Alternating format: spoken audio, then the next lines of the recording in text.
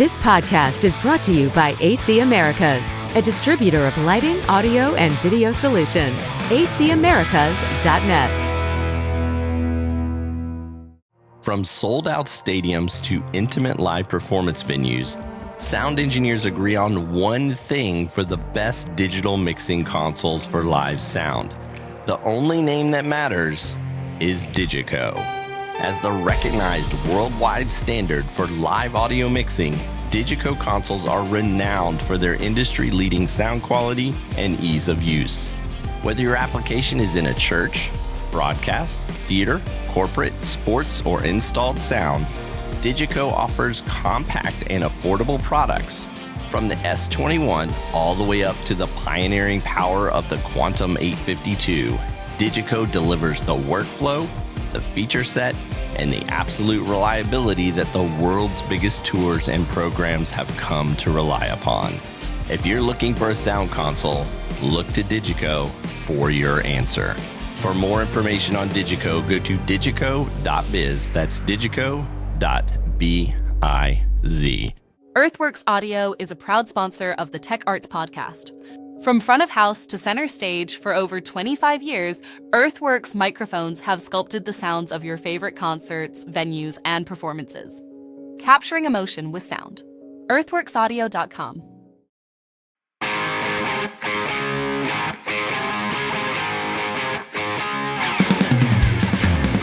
This is the Tech Arts Podcast, where we talk about tech, leadership, and all things that concern church audio, video, and lighting.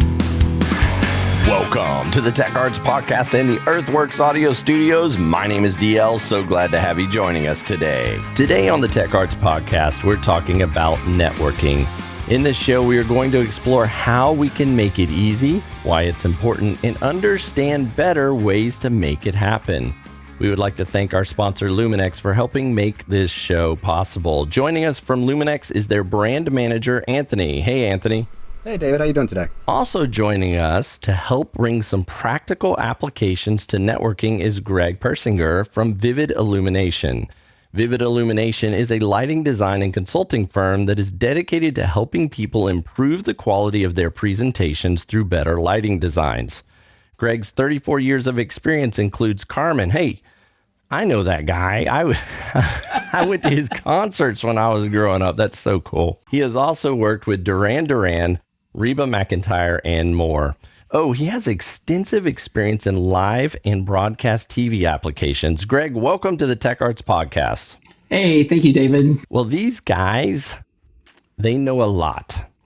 And this show is actually coming out right when Infocomm is getting started. So a wealth of knowledge at the Infocomm conference, a wealth of knowledge right here on the Tech Arts Podcast. But before we jump into everything, let's give away something for free. Anthony, does that sound good to you, or should we wait till later in the podcast? No, we should totally do that now. Let's get it out of the way. I agree. We should give it away now. Give away as many of these as we possibly can. And what that is a free Infocomm pass. If you want to get into Infocomm, all you got to do is register using the VIP code ACL110.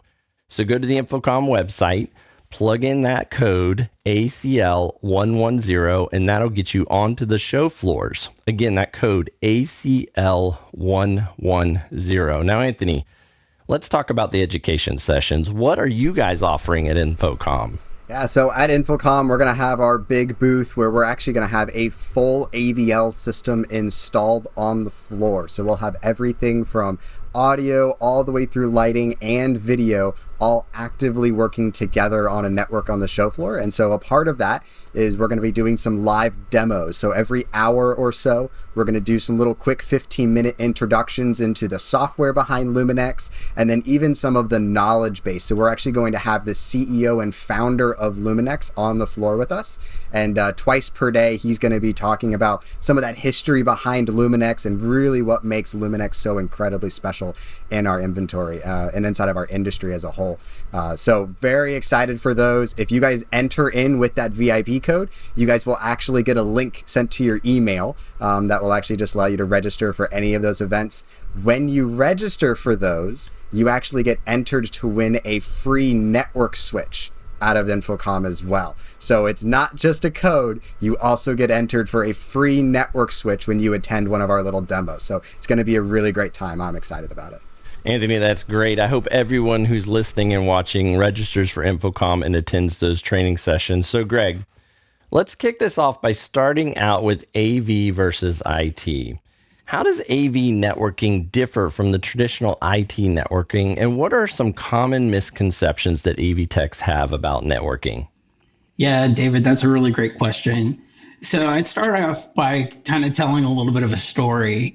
A few years ago, I went and did some advanced training on entertainment networking systems, and the teacher started off by showing a picture of a typical office environment, and then showed a picture of a big arena concert.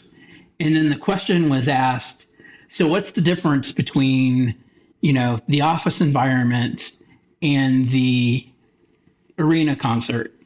And there was a bunch of different questions thrown out there, but, after looking at it and thinking about it for a bit, I shouted out, it's reliability. Because if the network goes down in your office, you can't get to the internet. You might be able not to be able to print to your, network printer. But usually you can still get access to your local server. You can still, work on Word documents. You can still do all the things. But if your network goes down whenever you're in the middle of a show, whether that's, a church service, an arena show, a theater show, whatever, live TV, even a recording, session, everything goes to complete hell in a handbasket in moments. And we want everyone to go to heaven. We don't want anyone to go to hell in a handbasket. Absolutely. So listen closely, folks. Absolutely. Everything just, goes crazy and everything comes to a screeching halt. And you don't want it to go, come to a screeching halt in the middle of your show. I like to tell people that the IT guys work 9 to 5 and the entertainment IT guys work 5 p.m. to 9 a.m. There's a lot of truth to that. And then beyond just the, the mission critical component of networking, it's protocols, because there's different protocols that are used in an office environment versus the networking protocols that are used in an entertainment environment. And they're drastically different. And if your network is not set up to handle the entertainment protocols, that plays a part in, your reliability as well. So that's the other, major difference that I see. And then beyond that, a lot of it is relatively the same. But those two, the networking protocols and reliability, are the two primary differences to me. Yeah, for me, it was reliability, which Anthony kind of brings me to this next thing that I just want to talk to you about, and that is, tell me a little bit about Luminex. The reliability tends to tie into Luminex. So what makes Luminex unique in the network switch market? Yeah, so Luminex is really cool. It's probably one of my favorite things about them as a brand as a whole, since I got to learn a little bit more about them being the brand manager, is they are designed and made by techs for techs. So Luminex was not a different networking switch company to start with. They legitimately started as technicians in our industry, and even to this day, the R&D techs, the support techs, and then even the brand managers like myself around the world, we're all entertainment techs. So it's really cool when you get to talk to any of us, because we know the shoes and we know the place that you guys have gotten into. The other really fun thing with Luminex is they're designed, made, manufactured, and everything in Belgium. So this is not a, prepackaged switch that Luminex has just, changed some software on and says it's AV kind of a thing. It's more of the all the boards, all the way down to firmware is 100% Luminex all the way through. So reliability is the word of the day when it comes with Luminex, whether that be physical hardware reliability with power supplies, and even getting into like secondary power supplies to make sure that even if you've got a power drop, we can still keep things going between it, or even reliability between your network topologies, to where if a cable gets cut or anything along those lines, we're recovering as fast as possible. And it's kind of where we sit for the industry's fastest recovery time on a topology change. So lots of really cool reliability stuff with Luminex all the way around. And Greg, you're doing this out in the field every day. So why are Luminex switches gaining popularity in the AV and live production environments? Because they're very, very easy and very fast to configure. And in fact, if you don't need anything special, you can pretty much put a Luminex switch in out of the box and just have it work. You don't even have to touch configuration on it. Right out of the box. Right out of the box. So that brings me to my next question, which is it volunteer friendly? Is Luminex something a volunteer, because we're obviously talking to churches, is it something that a volunteer can manage with just some basic training? Yeah, absolutely. Like I said, for the most part, the switches are configured, ready to go for all of the entertainment protocols right out of the box. And the only configuration you really need is if you start to get into more special situations, or if you want to add, VLANs to segment your network and that kind of thing. But if you're doing just a real simple, a switch at front of house, a switch backstage, or, in a dimmer room or an audio room, you're talking pretty much you can just set it up straight out of the box and never have an issue. Anthony, I think most of our audience knows what a VLAN is, but kind of explain it to those churches that are like, hey, I love this idea, pre-configured switch. I just throw it in, it works. I've done that, and now I want to expand a little bit and segment some and kind of get in there a little bit more to the nitty gritty. So explain what a VLAN is and why should they even care? So when the VLAN conversation always comes up, I've got to ask the incredibly nerdy question. So you guys are here, so you get it. But who remembers having LAN parties growing up? Greg, were you a LAN party person? So for those of us that are there, we used to do gaming together by bringing all of our computers into the same room, and we have to plug them into the same network switch and able to play with each other across computers. So that, of course, is a LAN. It is a local area network. So what a VLAN does is it allows us to have multiple of these local area networks, these isolated networks from each other, but instead of them existing across multiple different switches or different hardware, we can have all of them live on just a single switch amongst everything. So this is also where it comes into that little bit of volunteer friendliness a little bit. So over my shoulder here, I know it's a little hard to see, but I've got a 30i sitting on the top, and we can kind of see some different colors up here along the different ports. This is one of these things that Luminex does to help make this as simple and as easy as possible. If you configure your VLANs, which we call groups on the Luminex side, we actually color code them. So if you know that your red group is your audio group, and your green group is your video group, and your blue group is your lighting group, when you walk up to any of our switches, it will identify that VLAN directly on the port that you're plugging into. So it's really easy just to hand a cable to somebody and say, hey, plug this into a red port, and you know it's going to go to your audio network. So those lights actually mean something. I always walk up to like all the other brands and like it's just got 1,000 green lights going, and I'm like, all that means to me is working, not working.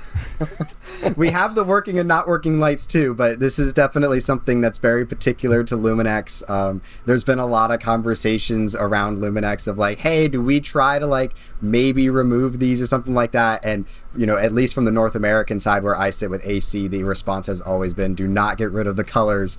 That is the most unique thing and the most easiest thing about Luminex that we know of. One network or break it into multiple VLANs? Like, help our audience understand. I mean, Anthony kind of explained what the VLAN is, but when do I kind of go over that edge where I need to really get into VLANs? when you're in multiple VLANs, you're still on the same network from the standpoint of your primary switches, your primary backbones, whether that's a copper link or a fiber link. But what you're doing is you're splitting it off into little islands of control, so that makes it easier to set up equipment. A lot of times, you don't have to have a super extensive, keep track of all of the IP addresses across the whole system. You can split that out into, smaller islands, and makes your subnetting and things like that easier. But it's kind of what I like to call converged networking. So what you're doing is, instead of having your own switch for audio and a switch for lighting and a switch for video and maybe a switch for internet access or to get to your storage server and that kind of thing, you're putting that all on the same network, but then you're segmenting that network, that converged network, into VLANs, in making, okay, this section is handling audio, this section is handling video, this section is handling lighting, this section is handling control or, internet, storage servers, things like that. And so it's all running on the same network, but it's split apart for easy management. I'm an audio guy, and that would scare me to death. Although the one thing I do hear when you're saying that is money savings. Not having to have a switch for every single discipline of audio, video, and lighting. But when we were in the pre-interview, you told a story about this and how it worked so well. And I can't remember the whole story, but I think it was with an LED screen or something along those lines. Yeah. So, you make a really good point, David, because a lot of times people are really scared of converging the network into putting everything into one network, into the same switches. Audio and video and lighting, for years and years, it's always been this, everything has to stay separate. Don't plug anything into the same electrical system. Don't let any of your data lines or your audio lines cross, because the moment you do, your whole system is going to, implode.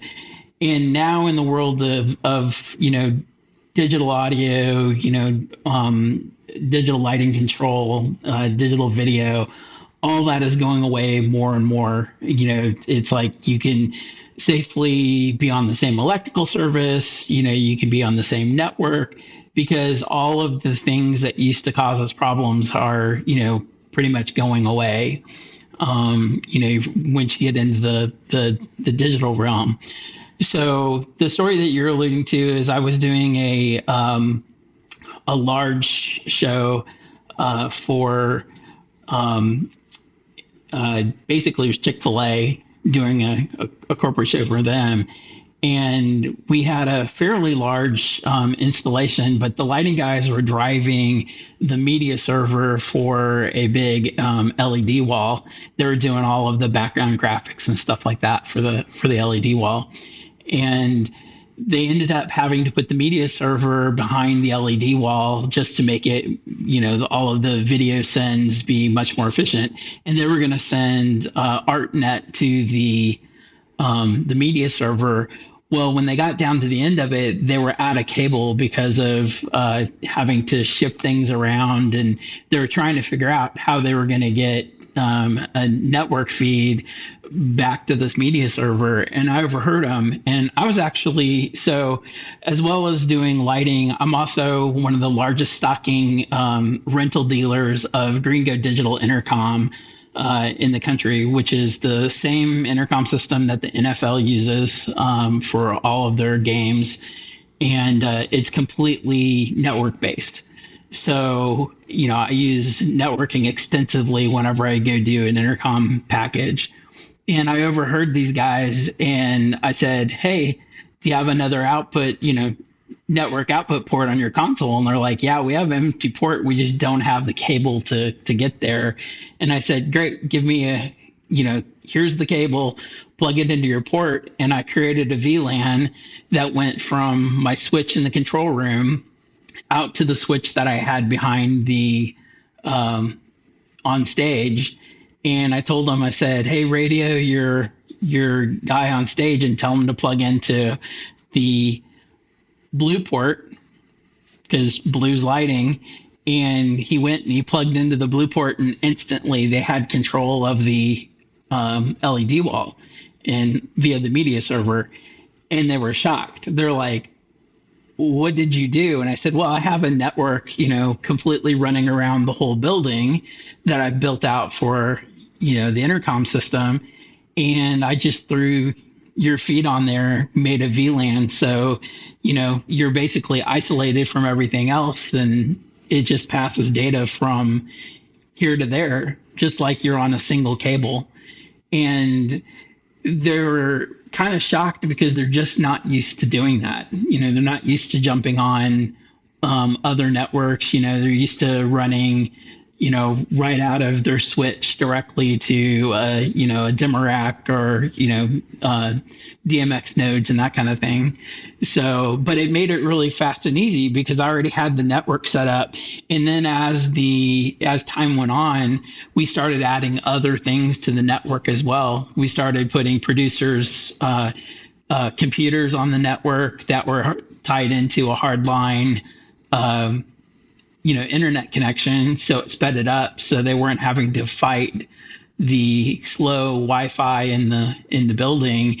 And it just made everybody's lives easier. And it was really simple. I mean, we took a port off of the house's network, working with their IT guy, and that had internet access, and put it on its own VLAN, and then put the producer computers on, a VLAN, made it purple. They plugged into the purple ports and, purple for producer, and away they went. And it just made everybody's life easier. And so that's really where I see everything going in the entertainment networking realm, where your switches become, where you start setting it up so that you have backbone switches that are, high density switches that are running high amounts of data back and forth from different areas. And then from there, you're spoking off to lower density switches to grab each and every individual piece of equipment. And then as you go, you'll have multiple VLANs that will island off audio, island off video, lighting, control, internet, all those things. And because Luminex is made to do that and to converge all those networks and converge those protocols, with Luminex, it's really simple and it's really fast and very reliable. So that's where I see, that's what we mean by converged networking. It's instead of being scared of, I can't mix protocols, I can't mix disciplines, you can mix it all together. But I would say that the one caveat in that is that you have to have really good switches in a solidly designed network. Because if you try doing that and you don't have a good network, you don't have good switches, you'll essentially shoot yourself in the foot. It'll blow up on you, because the network has to be built to be able to do that. And that's Luminex's whole core, is they're looking to converge all of the entertainment data into one system to move around a venue. Yeah, it sounds like we're heading towards an audio person, a video person, a lighting person, and a network person. Absolutely. Let me ask you this question. Were you lighting on that show? No, I was actually doing intercom strictly. I had 58 intercom drops, and I had intercom running across the campus, with 10 drops being over a mile away. That just shows the power of the network. I like to tell people that audio likes to make it loud, lighting likes to make it organized, and video likes to spend a ton of money. So in this case, you were the comm guy. So I think comm falls under audio. So you're making it loud and organized. So good for you on that one. Yeah, thanks. Yeah, on that one, the whole reason I was there is because it didn't fall underneath the audio or video or lighting. And part of it is they needed a solution where they could go across the campus. And considering they already had, network lines, putting it onto the network just made sense. Let's talk troubleshooting and stability, specifically Dante. A lot of our churches out there use Dante. So Anthony, how does Luminex improve system stability for Dante, NDI, streaming protocols? Yeah, so this is one of those kind of goes back to that conversation of ready to go out of the box kind of a thing. So Luminex has all of those settings from Audinate pre-programmed into the switch and is the base default of the switch. So even when I get into like troubleshooting any of our other protocols that we have going on the support side, it normally starts with hey, can you factory reset your switch and put it back to normal again? And 9 times out of 10, it normally solves the problem, which is kind of cool. I would say this. So I have a little bit different take on it because I do a little bit different thing. But because of working with the Gringo Digital Intercom stuff, I get a lot of different people that contact me about that when they are having issues with Gringo. And then when I start diving into it and start asking them, so do you have Dante running on this network as well? They'll say, yes, we do. And I'm like, so I bet you're having problems with Dante as well. And they'll go, we are. How'd you know? And as we begin to start talking about it, they're like, oh, yeah, we've been working on trying to solve these issues for a long time. And a lot of times it's not something that necessarily completely stops the show, but it's annoying, like equipment drops off and doesn't come back online, or clicks and pops and weird static that they know is not right, but they can't resolve. And several of my clients, I've just said, hey, let me send you a Luminex switch to demo, and I'll just pretty much default the switch, put it in a box, send it to them. They'll take it, they'll drop it in, and usually I get a call back saying, we've had it in for an hour and it's completely solved all our problems. And the reason for that is this goes back to the whole, what's different between an entertainment network and a, just a standard office network. And a lot of times they're using office switches that, say that they should be able to do everything that you need to do for an entertainment network. But what the manufacturer doesn't tell you is that because they normally do office things, they kind of cut the corners. It's like they are not completely 100% compliant in all the areas of networking. And usually it turns out into being like precision time protocol is something a lot of times they cut corners on. And they cut corners on the way that they deal with multicast data and IGMP snooping and those kind of things, which are really important to all of the entertainment protocols.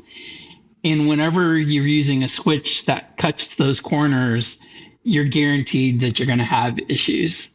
And then what'll happen is the IT guys will sit there and they'll work at it. And then they'll say, no, they're supposed to be able to do this. We can make it do it, but they never quite solve the problems because the switches themselves have a deficit right out of the box. And so that's the difference between having a purpose-built switch specifically for entertainment and then a switch that's more for your office environment. And I own a bunch of the gear that these guys usually have problems with that runs my office, but it never goes out the door to do any of my shows. My fleet of Luminex switches go out the door to do my shows. Yeah, that makes a lot of sense. We talked a little bit about in the pre-interview how Luminex can help with your DMX count in terms of scalability And I think you guys were going at the DMX count from a different angle from what I was thinking. So let's talk a little bit about that. How can Luminex help on the lighting side with your DMX count? I know there's some cool features on there that can help it do some things when you kind of get stuck. But Anthony, kind of jump into that a little bit. So when we're looking at, like, let's say a Luminode 4, you're going to have 4 physical DMX outputs, but you can process up to... Whoa, what a wild moment to hit pause on the podcast. But trust me, what's coming up next is worth the wait. After the break, Anthony reveals just how many universes you can really run, and that's just the beginning. He's also dropping a brilliant GPIO trick that lets you trigger a full lighting look with the help of a regular light switch. And your console completely off. Yep, you heard that right. Perfect for housekeepers or simple events. Stick around, you do not want to miss what's coming. Right now, let's hear about mic techniques with Earthworks Audio. On today's segment, we are talking with Earthworks Audio Nick about mixing tech with talent and choosing your next vocal mic for worship. Hey, Nick. Hey, how's it going? Now, Nick, back in the day, picking a vocal mic was pretty much reduced to throwing the same mic on every single singer. It's just what you did for the money. But jump forward to today's mix techniques, and we have so many affordable choices when it comes to vocal mics. Picking the right mic head for your singer is important. And I know the Earthworks Audio SR117 has really surprised everyone with its quality to price. So Nick, tell us about this mic and why it's a great choice for the modern worship singer. Absolutely. So the SR117 is the latest vocal mic from Earthworks Audio. It's available in this wired configuration, but it's also available as a wireless capsule for both Shure and Sennheiser systems. You actually hit on the main pain point that we were trying to solve with this microphone, is that there are so many different options today because there are so many different kinds of singers out there. Everybody's going to have a different vocal style. Everybody's going to have a different approach when they step up to the mic. And it's worth remembering too, miking a vocalist is not always as difficult as miking a choir or a drum set per se. It is still something you have to be mindful of because it's one person who is stepping up and singing on their own with a microphone. Like, it's kind of a naked thing to do. It's a very emotionally vulnerable thing to do. And you want to make sure that the gear is able to support them in that way and not getting in the way of their artistry and creativity. To that same point, the SR117 is built with ease of use in mind. No matter how you use it, no matter how much you move it around, no matter how loud or soft you are going to be getting an excellent sound that accurately and cleanly represents who you are as a singer. And that makes things easier for the vocalist, but it also makes things easier for the engineer too, because the balanced frequency response and the wide polar pattern means that you don't have to do any work really to get this mic to sound excellent. Any sort of EQ or signal processing that you're going to do on this microphone is going to be done in the name of creativity and in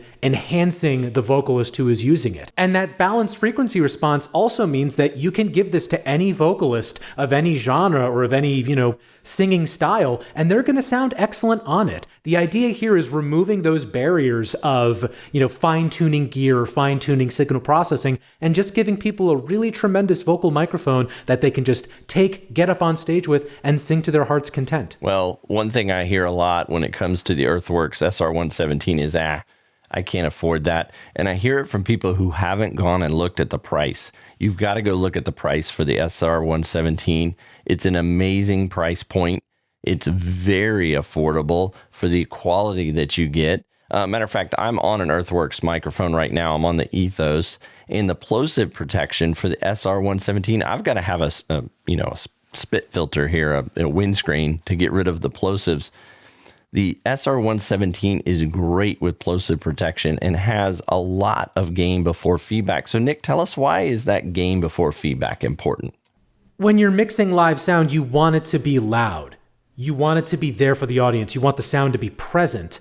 And if you're turning up your vocal mic and it can't handle much gain before feedback, you're going to start getting distortion. You're going to start getting loud noises. And nobody wants that. That's not enjoyable for anybody in the worship space, or really any space that involves audio. The idea here is that you can turn this microphone up and you will be heard crystal clear without any issues at all. And again, it comes back to that same point about ease of use and just being able to take this mic and go on stage and you'll be set. And anything that you do after the fact in terms of signal processing is done to enhance creativity and not to just get a usable sound. The mic sounds clear, it sounds great, and it is very affordable. I know Prestonwood Church down the street from me demoed a few of them and ended up buying a ton of these microphones. They love the SR117 and speak very highly of it. So if you want to get the SR117 for either the Shure, Sennheiser, or even the wired version, go to earthworksaudio.com. The SR117, it's what you've always wanted your other vocal mics to sound like. earthworksaudio.com. From sold-out stadiums to intimate live performance venues, sound engineers agree on one thing for the best digital mixing consoles for live sound.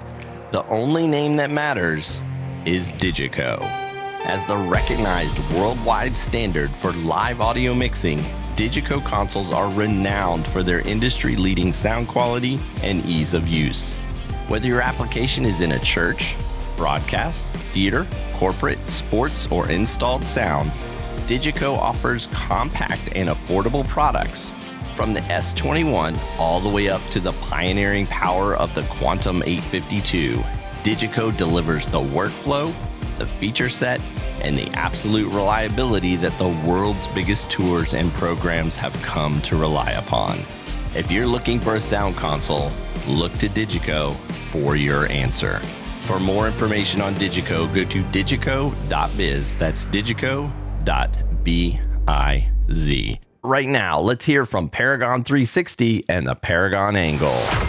Instead of traditional, time-consuming field construction, we manufacture architectural elements in a controlled environment and install them as modular components. Now, it's not for everyone, just for those looking to really save time and money.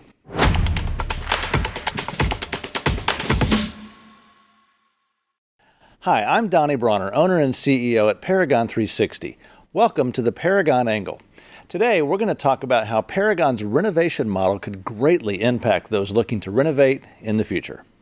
At Paragon 360, we are completely changing the way renovations happen, flipping sanctuaries in weeks, not months. How do we do it? Glad you asked.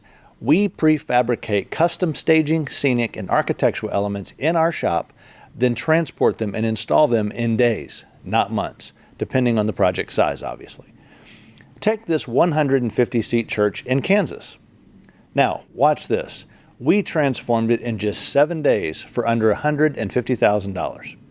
They were told it would cost up to $350,000 and take 6 months, under the typical architect general contractor model, not to mention all the change orders that would follow. So how did we do it? With Paragon's design-build turnkey approach. We fabricated the entire project off-site in our shop, allowing for an ultra-fast on-site installation. While we spent 10 weeks fabricating, the church remained fully operational. When the time came, we delivered, installed, and transformed the space fast. Our prefabrication process is revolutionizing construction. Instead of traditional, time-consuming field construction, we manufacture architectural elements in a controlled environment and install them as modular components. This approach saves time and money big time. For churches looking to renovate, we offer the most cost-effective model on the market today. And unlike the traditional process that involves juggling 10 different contractors, we handle everything from audio, video, and lighting to rigging, acoustics, interior design, seating, general construction, and all the fabrication of theming, signage, all under one roof. That's a game changer. Now, it's not for everyone, just for those looking to really save time and money. This is not new. We've been perfecting this for 25 years with over 1,000 projects completed nationwide. It works in sanctuaries, big and small, traditional and contemporary, with choirs and without, but also in lobbies, gathering spaces, and common areas, which is a big part of attracting millennials and Gen Z, which is the new core of the church, right? It works in themed children's areas, youth rooms, and multi-purpose spaces. We've even converted gyms into worship spaces, designing the lighting for that space that's ideal for both sports and church, with plug-and-play AV systems for flexibility. Take this large room for Jimmy Swaggart Ministries, where we went straight from the late 70s to 2021 in just a few weeks. This entire back wall assembly, roughly 120 feet wide by 36 feet tall, was built in our shop. We installed that entire back wall assembly in a week, which saved tremendous time and money. Take this choir wall, which separates choir from orchestra. It includes acoustical work, matching faux stone, real wood, backlit metalwork, integrated LED wall, and a handrail. This would typically take multiple contractors to build on site with tons of logistical coordination. We built this in our shop, brought it to the job site, ready to go. Or this chapel space that is used for smaller services, funerals, and weddings. We converted this in just weeks with all of those architectural elements on the back wall with built-in illumination, built in our shop. Then we showed up for a quick install with all the acoustical work, new audio, video, lighting systems, all from one contractor. In all these cases, Paragon 360 designed it, built it, and installed it. And in all of these cases, our process saves significant time and money over the typical construction model. That's how we've completely changed the renovation process here at Paragon 360. It's a very holistic solution built specifically for churches. Our model is simply faster, more cost-effective, and more efficient with tighter communication and fewer contractors to manage. If you're considering a church renovation, give us a call. You won't find a smarter, faster, more affordable solution. I hope this was helpful. We'll see you next time on the Paragon Angle. Our main sponsor is Digital Great Commission Ministries. Whether you need help building a team, finding the right gear, or just better understanding the church tech world, DGCM is here for you. Because they are a 501c3 donor-sponsored organization, they come to your church for free and do an assessment of your tech, visitor engagement, and online streaming. Plus, we give away free gear. Be sure to go to audiovideolighting.com and register your email today. This will sign you up for all of the free giveaways and give you first access to everything we offer for free. If you want free resources, training, or consulting, contact Digital Great Commission Ministries today by going to audiovideolighting.com. That's audiovideolighting.com. This podcast is brought to you by AC Americas, a distributor of lighting, audio, and video solutions. acamericas.net. Welcome back. Let's jump right in where we left off. Anthony's about to reveal how many universes you can run and that killer GPIO trick with a standard light switch. You're going to love this part. Let's listen in. We talked a little bit about in the pre-interview how Luminex can help with your DMX count in terms of scalability. And I think you guys were going at the DMX count from a different angle from what I was thinking. So let's talk a little bit about that. How can Luminex help on the lighting side with your DMX count? I know there's some cool features on there that can help it do some of the things when you kind of get stuck. But Anthony, kind of jump into that a little bit. Yeah, so when we're talking about Luminex and Luminodes, I think what you're alluding to a little bit is how we deal with processing that DMX information. So typically on the lighting side, we're all used to, this port does this and that's what this port does. So like all of our processing is typically tied to that physical DMX port on that node or that converter. On the Luminode side, what Luminex did is they separated out that processing power from the physical port itself. So across the entire line of Luminodes and the Lumicores, you're always going to have more processing power than what you have ports available on everything, which is very cool. So when we're looking at, like, let's say a Luminode 4, you're going to have 4 physical DMX outputs, but you can process up to, I think it's 12 or so different inputs at this point in time to output to 6 different universes. So the way that we can work around and process and get into some really fun things like active backup solutions and being able to crossfade between two different sources, or even being able to switch between different sources. So if you're, a lot of churches have an architectural system and we have a lighting console, makes it really easy to say, hey, I want my button stations to work because I'm not going to be there and the cleaners are going to come in and turn something on. Or I can have my lighting console in front of house have the priority over my system and go from there. But it also kind of leads into some of the other really fun features with Luminodes. Is from the Luminode 2 and greater, we also have this amazing little contact closure port on the back of the units, and it has saved me so many times. It doesn't matter whether it's a concert or it's a tour or it's a festival, or even some of my smaller installs that I know that I've seen with Luminex happen. Sometimes, for some of our smaller breakout rooms and such, we just need to be able to turn the lights on. It's a small group that's coming in there, right? And so trying sometimes to get some of these volunteers to go into the booth wherever this is just, it's scary. It's intimidating between things. So I have a couple of my dealers and a couple of my installers that I know utilize that contact closure and wire it to just a light switch, just your normal light switch that we all see on the wall. And when you flip that light switch, it's going to close that contact closure, and we can actually have that play back an entire lighting look for the process engines of that node and across all of our Luminodes. So even if I've got 12 Luminodes inside of a room, I can have this one light switch come back to this one preset that I can just turn the lights on, put the house lights on, turn the stage lights on, and all that volunteer has to do is come in and flip a light switch. It's pretty cool. That is pretty neat, and I have actually seen it in person. We were doing a small church, and the lighting was essentially done, but construction still needed to work in the room, and so we powered everything down, and Anthony set up a contact closure to turn on and off the LED lights. It was a pretty cool feature that we got to experience there, and saved them having to have a lighting person come in and turn everything on and get it all working. But Greg, I know when we brought this subject up as far as lighting and Luminex, that you were passionate about wanting to bring this up. Talk a little bit about lighting and Luminex and how it's really helped you. Well, first of all, starting off with the switches make, life really easy.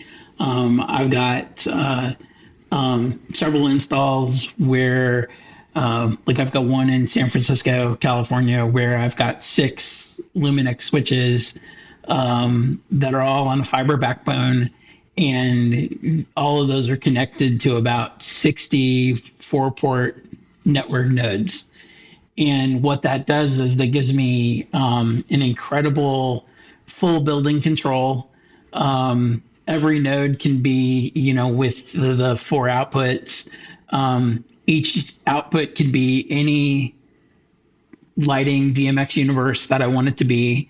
And so I've got stuff that's being controlled by a controller in the basement that is outside on the roof doing architectural lighting. And I don't have to run a wire directly.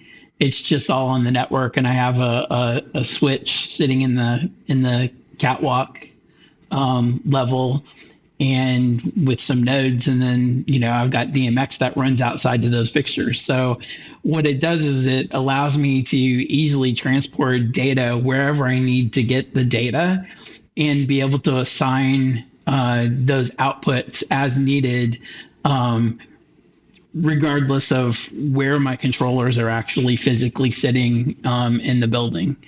Once you get it in, streaming ACN on the network, you can pull it off anywhere you want to pull it off. And it just makes it easy.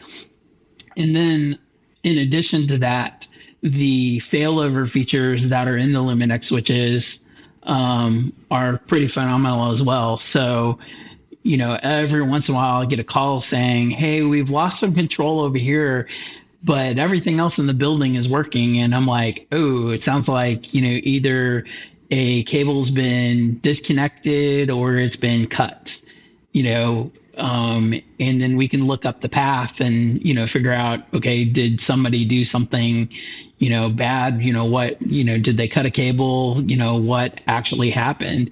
But the network is fairly self-healing. So if one cable path gets cut because it's set up in a ring that goes all the way around, the data will automatically fail over and start running the opposite direction through the network so that I still get my data to the node that needs it. Just to kind of jump in there. So when we're talking about that redundancy, right? So we're talking about that ring network, and if something kind of does this whole self-healing thing, it's using, to get a little nerdy for those of you guys listening, it's called rapid spanning tree protocol, is pretty much the backbone that Luminex tries to use for this. There's a little bit of extra special sauce. So say that slower. Rapid spanning tree protocol. Yeah.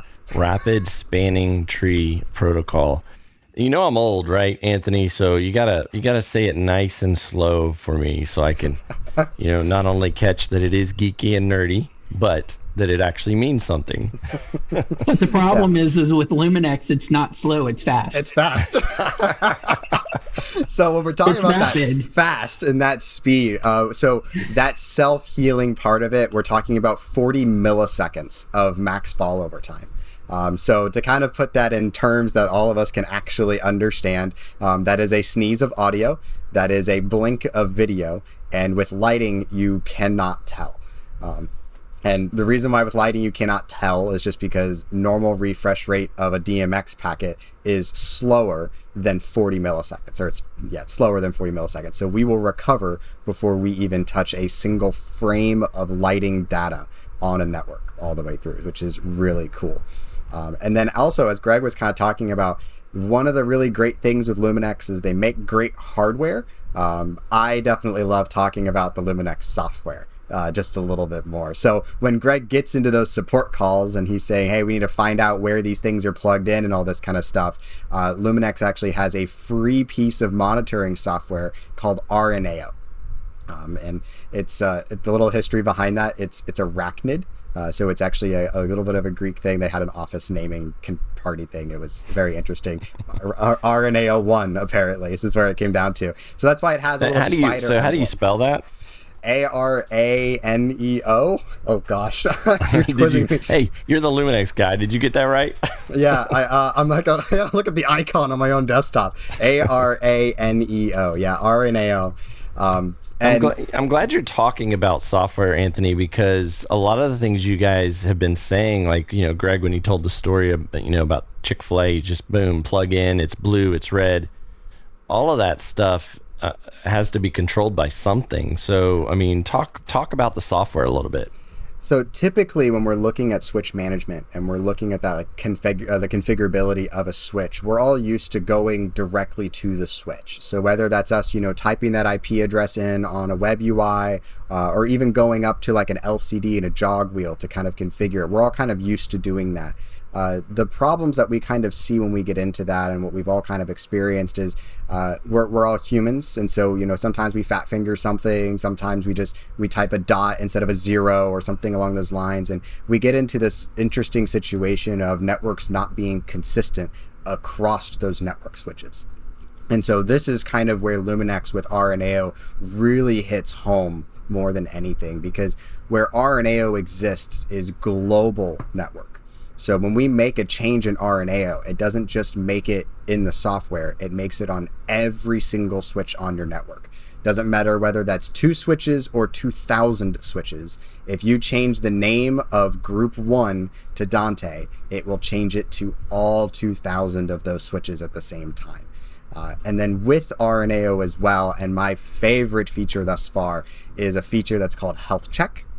And what Health Check does is it actively monitors the configuration of every single network switch to make sure that we are consistent all the way down to the firmware level, which is really cool.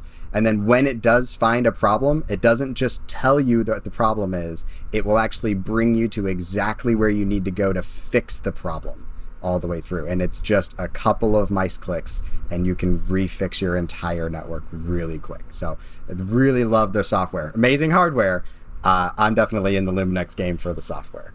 Can I add on to this, David? No, you're not allowed to. No more. You can't add anything more, Greg. You can't say anything more. No, I'm kidding. Yeah, go ahead, Greg. No, with RNAO, one of the things that, Anthony didn't touch on is it doesn't just show you all the Luminex stuff.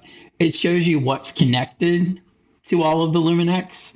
And you can even go in and you can, name those devices if you want to. And if that device drops offline, RNAO will actually tell you that you've lost that device. So like with my intercom gear or producer computers or Dante devices or whatever, those are not Luminex specific products. But if they drop offline, the RNAO software will tell you that you have lost that device on that port and will actually log the error for you. So it also, just the error logging itself is great for trying to figure out how to, solve potential problems that you might have in your network. Well, we've talked about a lot today, so I want to throw this question to both of you, and that is, what's one thing every tech director or church production lead should know about AV networking that you feel like they miss? It's a good question. The biggest thing personally, I think that I have personally missed, and I still see people missing, is not dedicating themselves to an AV network. And I think what I mean by that is when we as an industry first started getting into networking, we kind of started out by ourselves. We were using, unmanaged switches. We weren't really doing anything crazy or heavy. Like we had maybe 16 channels of Dante on a network, so it wasn't really a big deal. But then as we started to grow as an industry, we started to see that like, oh, we need some help with this management. We need to be able to kind of configure these things and make them work the way that we need to. And so we started to look to the IT guys who already had network switches installed in all of our churches and wherever we went. And then what we've kind of seen is as we've continued to grow and need to have more, we're seeing some of that conflict come up between the IT guys and the AV guys over, hey, the AV guys, we need to have this multicasted traffic like streaming ACN or Dante inside of our network, to where the IT guys look at it and go, oh my gosh, it's so much traffic. Like, what are you doing?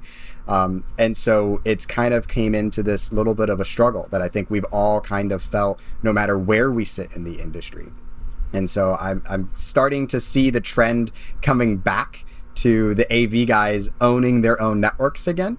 And this is where I believe Luminex really fits this bill and really is solving this grid problem that all of us have. I'm a lighting guy. Greg's an audio guy. David, you're the combination of everybody, from my opinion. We're not networking techs, to say the least. So anytime I can find a piece of software or a piece of hardware like Luminex that takes the hard part out of networking and truly makes networking simple, where I only have to think about check marks and colors, I will run to that solution. Because I've got way too many other things to manage on my installs.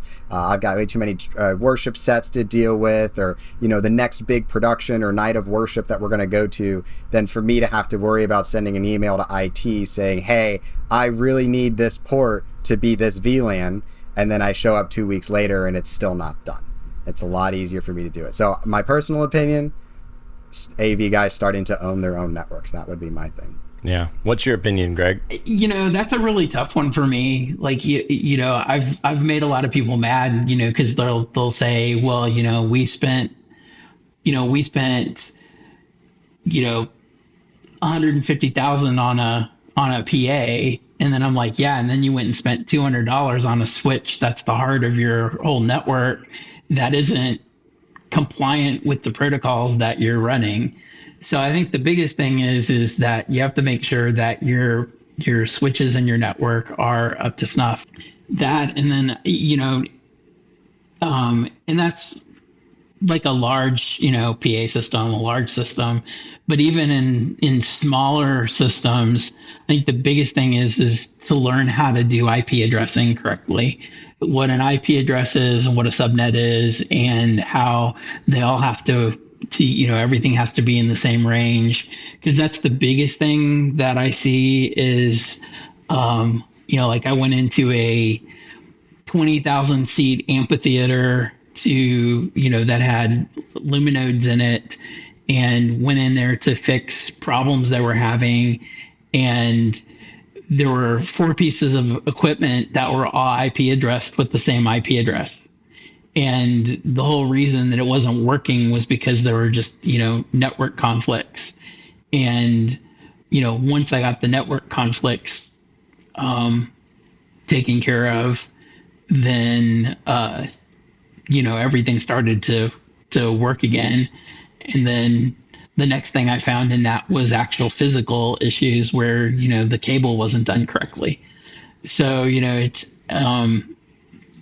testers are, network testers are really expensive in the grand scheme of things. But as everything goes more and more network, if you have substantial networks in your organization, it's worth investing in a good network tester so that you can make sure that your physical plant is up to snuff. So those are kind of the things that I always, tell people to, this is probably where you want to spend your money first. And then from there you can move out and spend it on other things.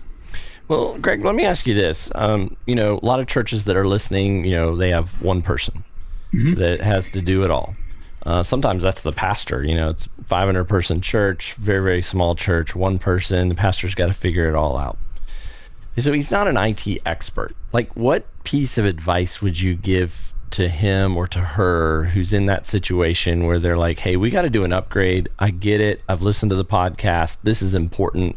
Whether it's Luminex or whatever switch that I'm going to get, I need something that's going to make this work for me, but I'm not an IT expert. So what advice do you give to them with them looking to upgrade their infrastructure, if I can speak correctly, their infrastructure?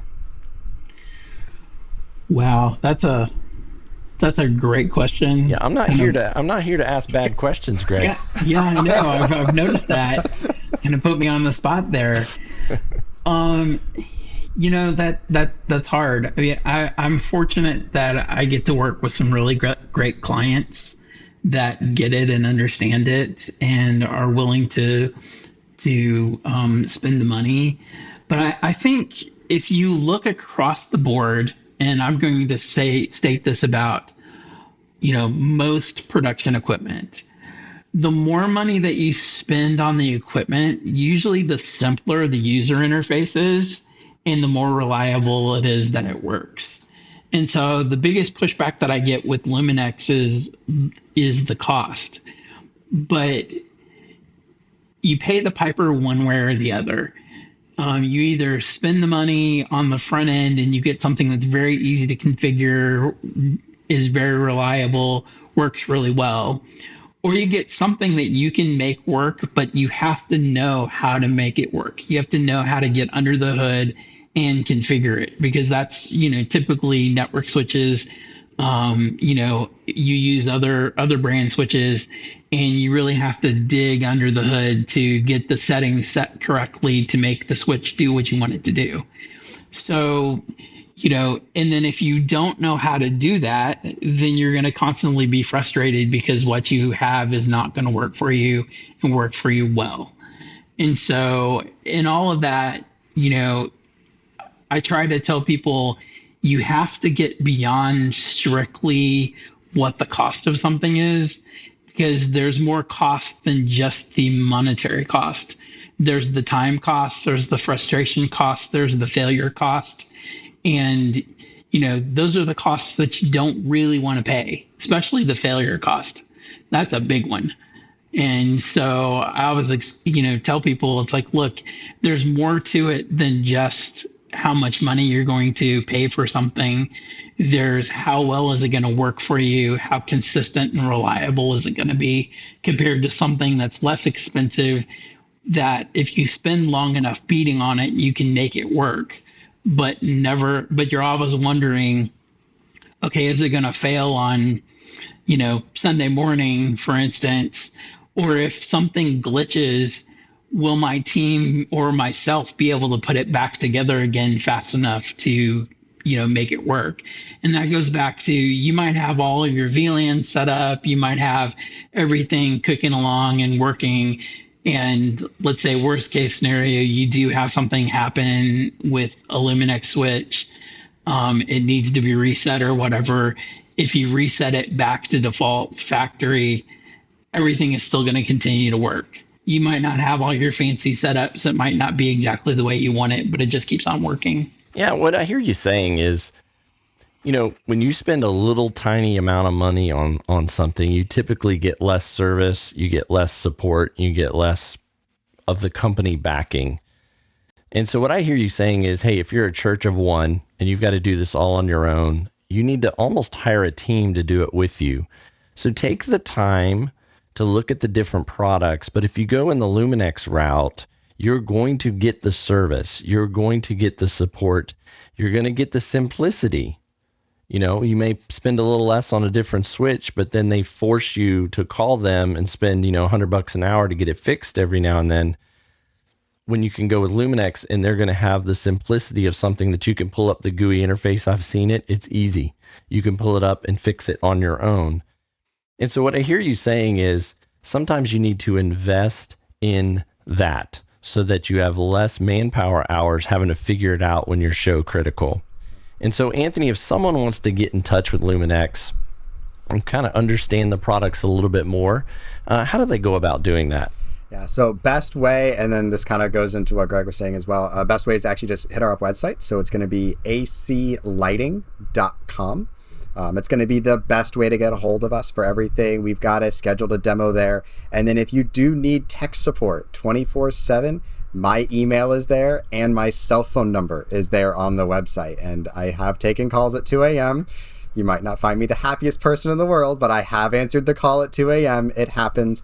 And so this is one of the really cool things with Luminex with support. And then when it comes to, if you are getting into networking for the first time and you just want to bounce something, you just want somebody to talk to, feel free to drop me an email, send me a text, shoot me a phone call.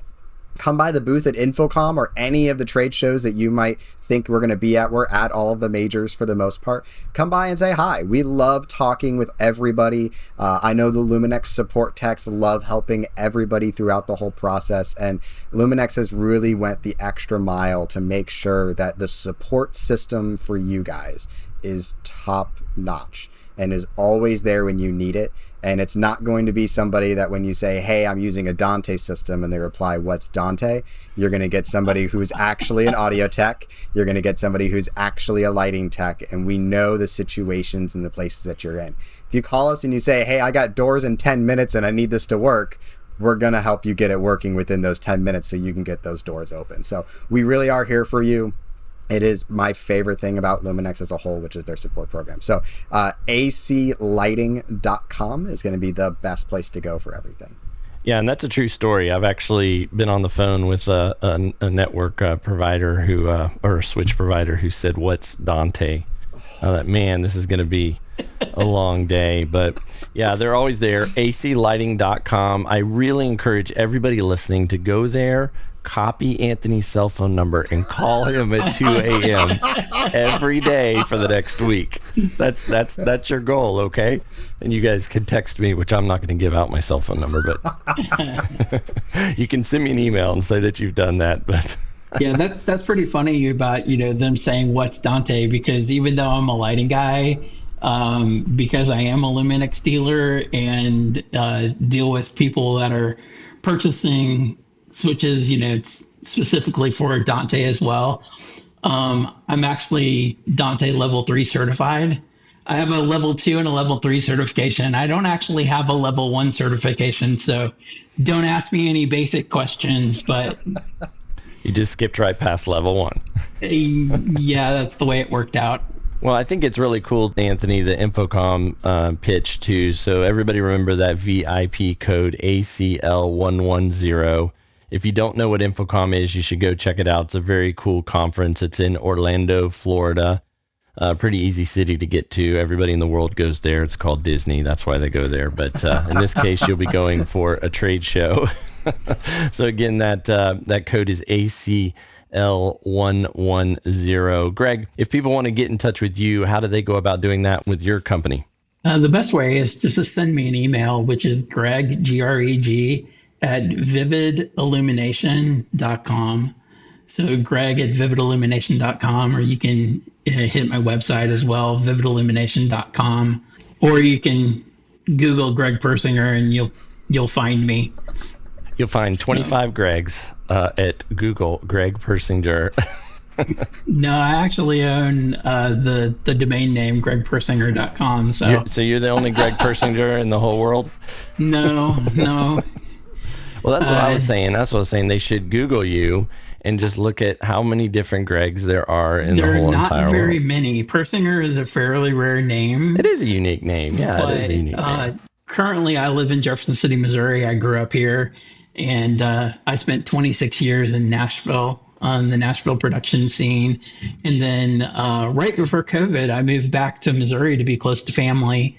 Had gotten to the point where I very rarely worked in Nashville. I worked everywhere else in the country. So I figured, well, why not be close to, family? And so I moved back. But when I lived in Nashville, there was one other Greg Persinger in Nashville. And the way that I found out was I started getting collections calls so he didn't for pay them. His bills. Yeah, and I was like, wait, what? And then whenever they started telling me where I went to college, which is a college in Nashville, and the guy's age, and I'm like, wait, you got the wrong guy. I'm 20 years older than this guy, never went to this, university. And they started digging and they went, oh, yeah, wrong person.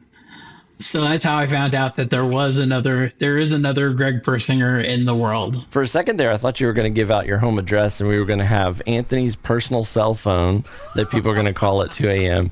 and Greg's personal address for them to come by and give you collection notices for. Yeah.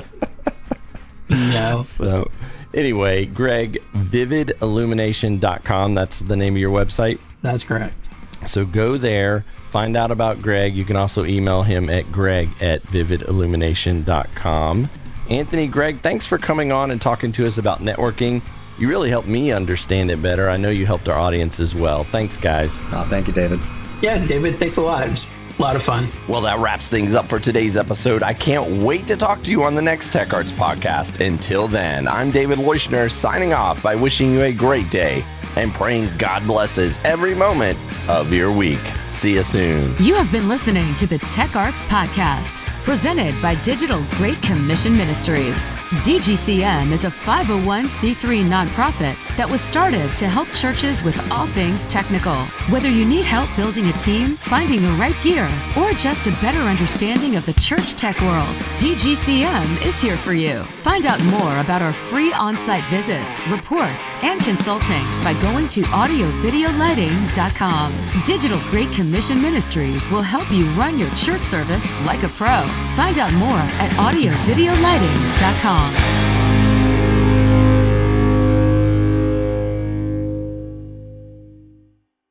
From sold-out stadiums to intimate live performance venues, sound engineers agree on one thing for the best digital mixing consoles for live sound. The only name that matters is Digico. As the recognized worldwide standard for live audio mixing, Digico consoles are renowned for their industry-leading sound quality and ease of use. Whether your application is in a church, broadcast, theater, corporate, sports, or installed sound, Digico offers compact and affordable products. From the S21 all the way up to the pioneering power of the Quantum 852, Digico delivers the workflow, the feature set, and the absolute reliability that the world's biggest tours and programs have come to rely upon. If you're looking for a sound console, look to Digico for your answer. For more information on Digico, go to digico.biz. That's digico.biz.